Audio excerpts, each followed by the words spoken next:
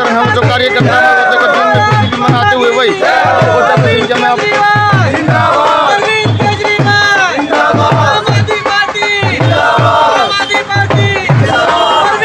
आपका स्वागत है। हाँ जी, राम राम जी। हाँ राम, क्या नाम जी आपका? तरसेम गोयल, अध्यक्ष विधानसभा थी। अच्छा, अध्यक्ष विधानसभा की। हाँ जी। जो पंजाब में आम आदमी पार्टी जीत है इसको लेकर आप क्या कहना चाहो? ये एक ईमानदारी की जीत है। ये भ्रष्टाचारी को जो काल में बुन जाता है उसकी जीत है।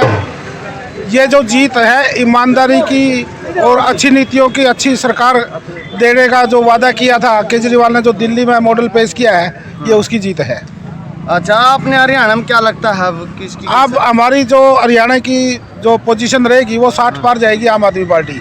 अच्छा, हाँ जी। लेकिन ये क्या कारण है कि यूपी में नहीं आपकी सरकार नहीं पाई? यूपी में नहीं। अभी हमें थोड़े जो प्रयास कर रहे थे, फोकस पंजाब पर था हमारा सारा का सारा, और अभी भी हम फोकस जो अब हरियाणा, राजस्थान, इन मतलब स्टेटों में करेंगे। और हमारे को पूरी उम्मीद है कि हरियाणा के अंदर आम आदमी पार्टी की सरकार होगी। अच्छा। निकाय चुनाव पे भी हम अपने सिंबल पर लड़ेंगे। अच्छा। चेयरमैन का भी और एमसी का भी जो हमारा चुनाव होगा वो हमारा सिंबल पर होगा, झाड़ू के निशान पर ही होगा। अच्छा, हाँ। और जो हरियाणा में अकेले आके या किसी के नहीं, हम अकेले लड़ेंगे, हम किसी का समर्थन नहीं लेते। वैसे साफ हो जाएगा सारा, जैसे पंजाब में साफ हो गया है। इसी प्रकार ये बाकी जितनी पार्टियां हैं, जो बेईमान पार्टी है, ये सारी खत्म हो जाएगी। ईमानदार पार्टी का ही राज चलेगा। अच्छा। हाँ जी। आप कितने से कहाँ से कहाँ जाओगे आप? अब हम बाजार से होते हुए जाएंगे अपने जीत का जश्न मनाते हुए। हमारी 93 सीटें डिक्लेयर हो चुकी है अभी कुछ और होनी है। तो इतनी बम्पर जीत जो हमारी हुई है, ये एक ईमानदारी की जीत है, कामों की जीत है। मतलब जितना भी काम किया है वो भ्रष्टाचार विरोधी काम किया है हमने। भ्रष्टाचार नहीं होने देंगे किसी भी प्रकार का। आप लास्ट में जनता को क्या संदेश देना चाहोगे? हम जनता को ये आदेश देना चाहेंगे, यदि आपको एक ईमानदार सरकार चाहिए है, काम करने वाली सरकार चाहिए है, ऐसा बेदाग चेहरा चाहिए है कि अरविंद केजरीवाल जो ईमानदारी से काम करता है, भ्रष्टाचार का नाश करता है, हम ये चाहते हैं कि पब्लिक से कि आप ये ही पार्टी, आप जैसे पंजाब वालों ने दिया है हमारे को बहुमत, इसी प्रकार हरियाणा में भी हमारे को दिया। दिल्ली मॉडल की सरकार हमारे यहाँ पे बनी। ये संदेश देना चाहते हैं कि अगर आप पढ़ाई में, शिक्षा के ऊपर और स्वास्थ्य के लिए अगर आप अपना कुछ योगदान लेना चाहते हो तो सबसे बेस्ट है कि अरविंद केजरीवाल को अपना वोट दें। जो यूक्रेन में, रूस और यूक्रेन में हमला छिड़ा हुआ, उसको लेकर आप क्या कहना चाहोगे? यूक्रेन और रूस के अंदर मेरा बेटा भी यूक्रेन में था, अभी आया है वहाँ से ये है कि लेके आने का तो देखो सरकार का काम होता है, एक फंड भी होता है सरकार का, लेकिन वहाँ से निकालने में अंदर किसी का भी कोई योगदान नहीं रहा है। बच्चों ने अपना वॉलेंटियर अपने एक वो बना करके, ऐप बना करके, और अपने वॉलेंटियर जितने लोग थे वो उनका इकट्ठा करके उनको ही निकाला है, मतलब अपने आप ही निकले हैं। लेकिन सरकार जब दूसरे देश के बॉर्डर से पार आ गया तो उसको ले आई, रेस्क्यू कर ले आई। अदरवाइज आज भी वहाँ पर कुछ वो बचे हुए हैं बच्चे जो बहुत परेशानी में है, बहुत परेशानी का जो सामना करना पड़ा है। मैं ये जानता हूँ कि बेटा पूरे रात जा कर के बच्चों को रेस्क्यू करवाते थे ये अपनी टीम के द्वारा। तो मुझे पता है कि मीडिया वालों के पास भी काफ़ी बाइटा जाती थी, मीडिया वाले छुपा लेते थे, लेकिन एक्चुअल जो घटना थी वो आम लोगों को नहीं पता।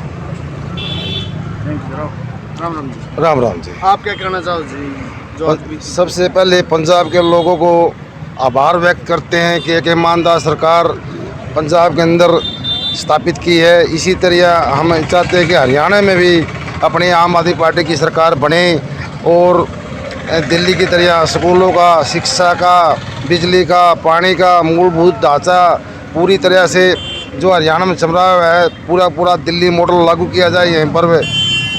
और जो आने वाले जो चुनाव हैं, हम निकाय चुनाव अपने सिंबल पर लड़ने का हमने इरादा रखा है और अच्छी सरकार देंगे। केजरीवाल की जो ईमानदार नीतियाँ उनको लागू करेंगे।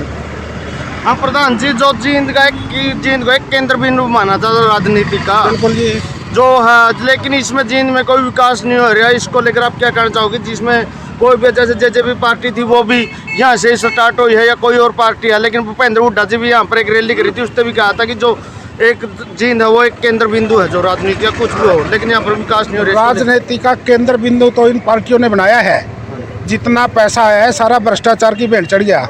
जींद को जितना पैसा मिला था इतना में तो पेरिस बन सकता था ये। लेकिन भ्रष्टाचार की नीति होने की वजह से आज पूरे शहर के अंदर गड्ढे बने हुए हैं, कोई विकास नहीं है।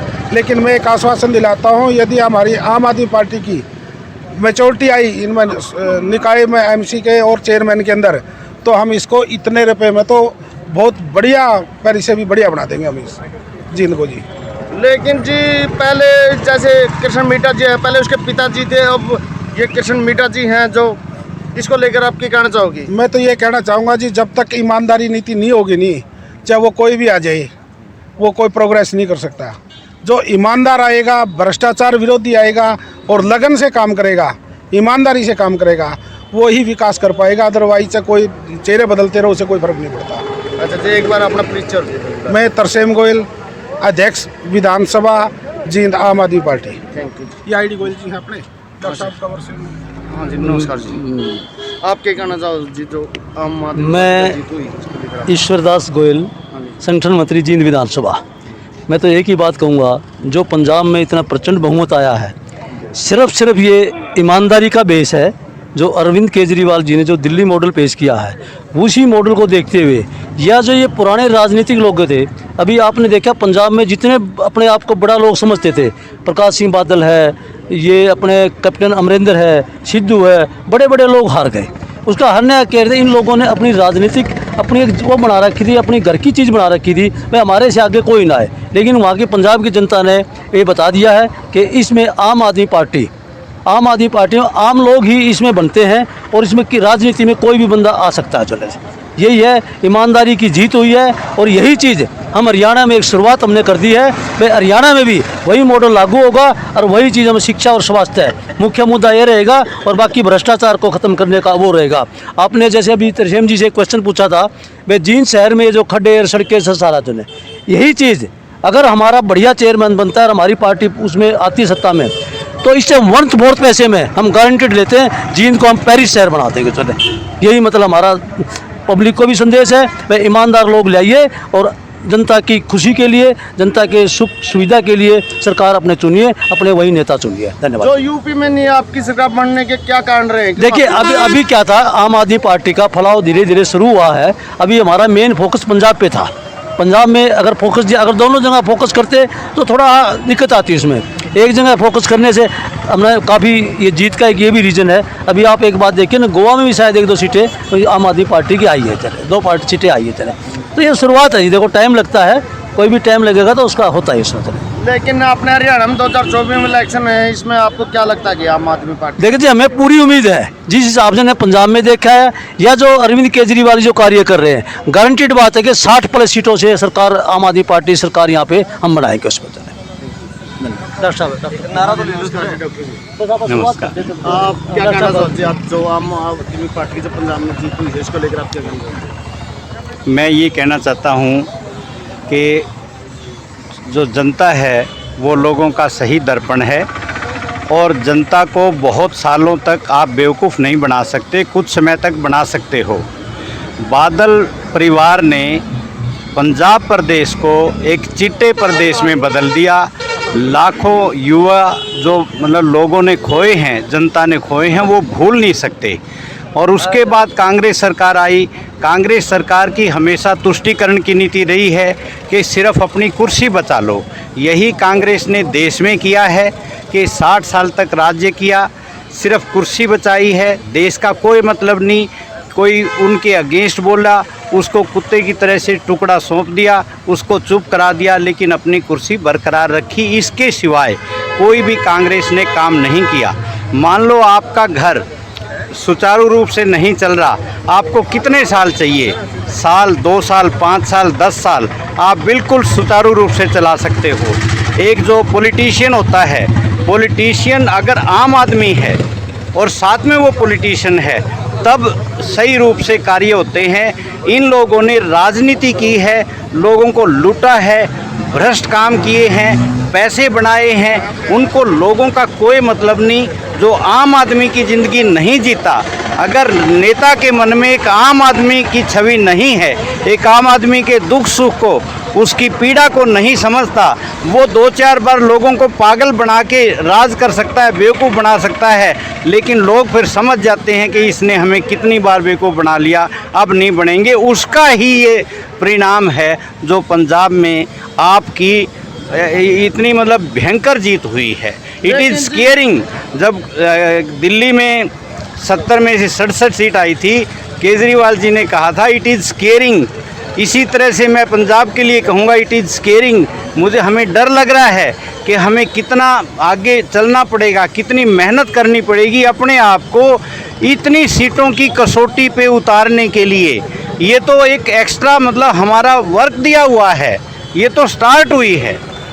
अभी तो हमें काम करके ये जिताना है कि जो आपने हमें इतनी सीटें दी है हम उसके लायक हैं, और इसके लिए हमें बहुत दूर तक और बहुत लंबे समय तक और आम आदमी की ज़िंदगी जीते हुए राजनीति करनी पड़ेगी। लेकिन डॉक्टर साहब, आपने ये लगता था कि जैसे कि लोग तो कह रहे थे कि जो कांग्रेस और बीजेपी की टक्कर है, लेकिन कांग्रेस की तो ना तो यूपी में और ना पंजाब में सीट आई, इसको लेकर आप क्या कहना चाहो? देखिए, कांग्रेस का मैंने पहले भी बताया है, कांग्रेस ने हमेशा एक ही काम किया है, हिंदुस्तान को बर्बाद करने का काम। उसका कारण ये है कि उन्होंने अपनी कुर्सी बचाई है एट एवरी कॉस्ट। उन्होंने कुछ दे दिया, चाहे दूसरे कंट्रीज़ को दिया, चाहे अपनी कंट्री को जो उनके अगेंस्ट बोला उनको टुकड़ा डाल दिया। इस तरह से उनकी कंसंट्रेशन एक ही है कि हमारी कुर्सी बची रहे।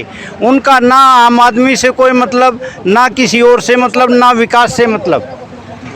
डॉक्टर साहब जी, आपने क्या पूरा विश्वास था कि जब पंजाब में सरकार आई, क्योंकि आपकी सरकार दिल्ली में थी लेकिन वह पंजाब में इतना नहीं था। देखो, हमें ये विश्वास था कि पंजाब में आम आदमी पार्टी डेफिनेट सरकार बनाएगी, लेकिन ये मतलब लोगों ने एक आशीर्वाद जो दिया है, जन आशीर्वाद जो इतने लोगों ने दिया है, इतनी सीटें कब आती है? इतनी सीटें तब आती है जब लोग सारी सरकारों से तंग आके एक भले आदमी को देख रहे हो कि हम यार इसको मौका दें और इसको बनाएं। और वो 1-2 आदमी नहीं, 91% पर्सन अगर ऐसा सोचते हो, आप उनकी पीड़ा समझिए।